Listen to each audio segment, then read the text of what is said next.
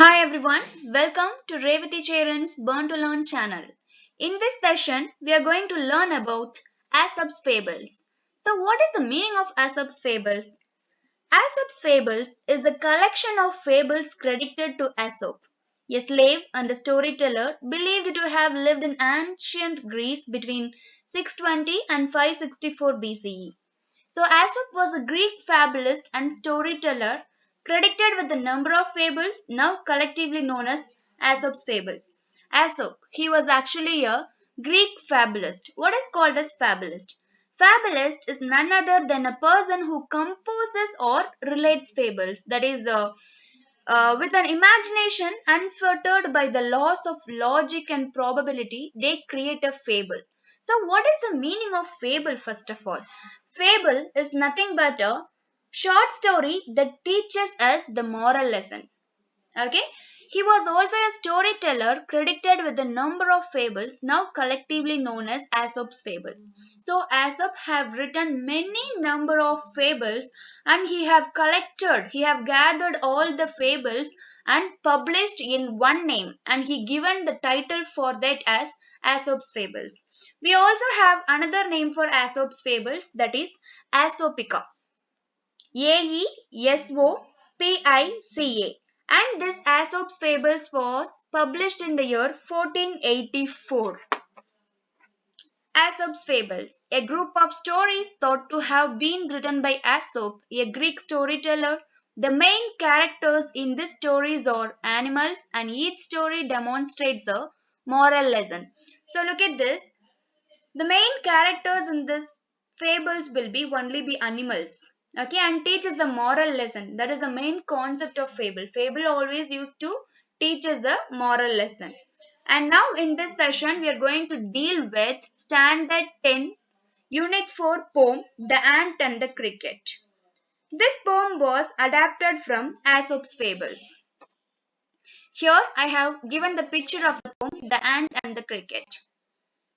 We'll go with the poem lines now. So before getting into the poem, we just want to know that this poem consists of 8 stanzas. Here we go with the stanza 1. A silly young cricket accustomed to sing through the warm, sunny months of gay summer and spring began to complain when he found that at home his cupboard was empty and winter was come. So, a silly young cricket. What is called as cricket?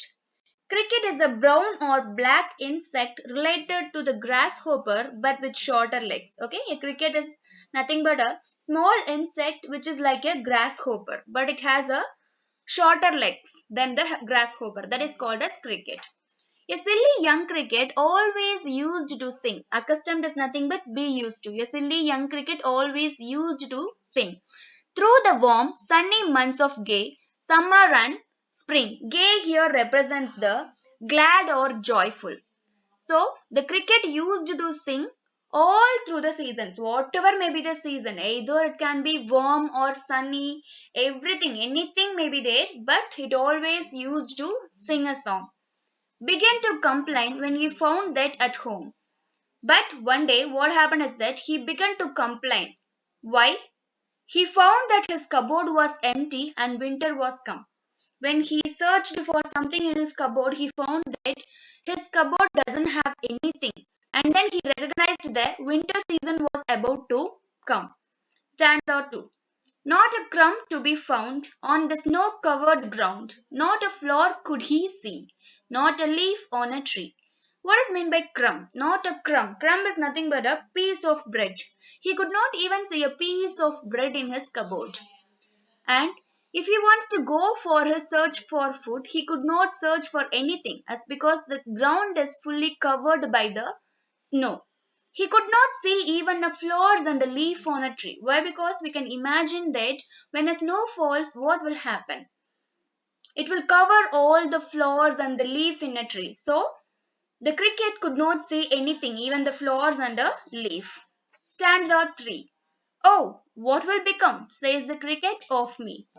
At last, by starvation and famine made bold, all dripping with wet and all trembling with cold, away he set off to a miserly ant, to see if, to keep him alive, he would grant. Oh, what will become? Says the cricket of me. So the cricket is thinking that, oh, what's going to happen now? What I'm going to do in this winter season without any food? He is thinking like that. At last, by starvation and famine, made bold. So, what's going to happen now is I'm going to die because of starvation and famine. So, what is meant by famine? Famine is nothing but extreme scarcity of food, and starvation is nothing but being hungry. Okay, I'm going to die because of starvation and famine. Likewise, the cricket is thinking. All dripping with wet and all trembling with cold. Dripping with it, wet is nothing but the snow is falling on him, he become wet and all trembling with cold. Trembling here represents shivering. He was shivering with cold. Away he set off to a miserly ant, and now he thought about the ant who was so miser. Okay, miser is nothing but who will not give anything to anyone. He might have saved something. Okay, he thought of the ant now. To see if to keep him alive he would grant. At least the cricket, if the cricket goes on search of the ant and asks him for something, the ant may give him. That is called as he would grant. He here represents the ant. He would grant. Stanza 4. Him shelter for rain, and a mouthful of grain. He wished only to borrow, he would repay it tomorrow. So, what the thing actually the cricket wants from the ant is that him shelter from rain. In this rainy season, he wants a shelter. Shelter is nothing but a place to live. And a mouthful of grain. He wants some amount of food to eat. He wished only to borrow, he would repay it tomorrow. Even the food and the shelter he wants only to borrow that. Okay, after some time, he wants to repay all that to the ant. Stanza 5. If not, he must die of starvation and sorrow. If the ant refuses to give all these things, the shelter and the food, what will happen is that the cricket might die because of hungry and sadness. Says the ant to the cricket. Now the ant says one thing to the cricket that I am your servant and friend. But we ants never borrow, we ants never lend. Now the ant says to the cricket that I am actually your servant and also your friend. But what the problem here is, we ants never give anything to anyone and we don't get anything from anyone. This is the answer said by the ant to the cricket. Stanza 6. But tell me, dear cricket, did you lay nothing by when the weather was warm? Quoth the cricket, not I. Now, the ant wants to ask a question to the cricket that whether he saved anything for the winter season. So, likewise, he asked, did you lay nothing by? Didn't you save anything for the winter season? This is the question asked by the ant to the cricket. Now, the cricket is replying, quack the cricket. Quack is nothing but said the cricket, not I. No, I didn't save anything for my winter season. Now, the ant wants to ask another question. That's so, what you are doing till these days? Stanza 7. My heart was so light that I sang day and night. For all nature looked gay, you sang, sir, you say? So now the cricket is replying, I felt my heart very light, so that what I did is that I sang throughout the day and throughout the night, so that I didn't find any food for my winter season. So now the ant, in order to mock the cricket, he questioned that for all nature looked gay. So you started to sing all through the day and night, right? As because the nature looked very beautiful. You sang, sir, you say. So you sang the song all through the day and night, but you didn't save anything for your winter season, right? Likewise, the ant is asking the question to the cricket. Stanza 8. Go then, says the ant, and dance the winter away. So, if you can save something for the future, you would have lived your life now. But what you have done is that you kept on singing all through the day and night, and you have nothing to eat in the winter season now. So, keep dancing this season. Keep dancing and pass this winter. Thus ending, he hastily lifted the wicket. So this is the ending of the story. He hastily means hurriedly. Lifted the wicket simply means that is giving an end to the play. Now the cricket has some help to the ant, but the ant gives an end to the play. and out of the door turned the poor little cricket. The ant refuses to help the cricket and gives an end to the conversation. Folks call this a fable. Folks here represents the people. Fable, story. People may call this a story. I will warrant it true. Warrant means guarantee or promise. People may call this a story, but I think this is a true one. Some crickets have four legs and some have two.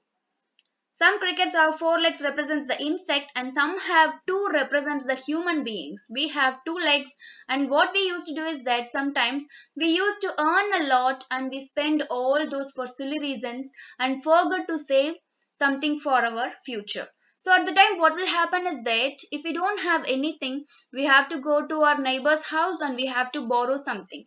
At that time what our neighbors used to do is that they used to play fool on us or else they might fool us as a very long day. Okay, so this should not happen. We should learn something. We should learn to save something for our future.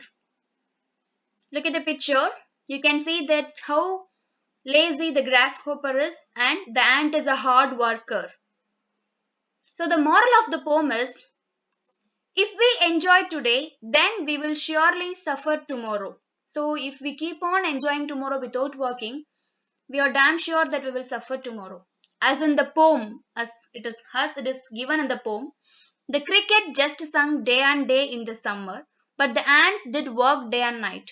So in this poem, what happened is that the ant is a hard worker and the cricket is a lazy fellow who didn't even save something for the winter season. So now in the winter, the cricket is dying of hunger. As because the cricket doesn't save anything for the winter season, now he is dying of hunger. This is the moral of the poem. I hope everyone understood the concept of the poem. If you like this video, kindly subscribe, like, and press the bell icon nearby. Thank you.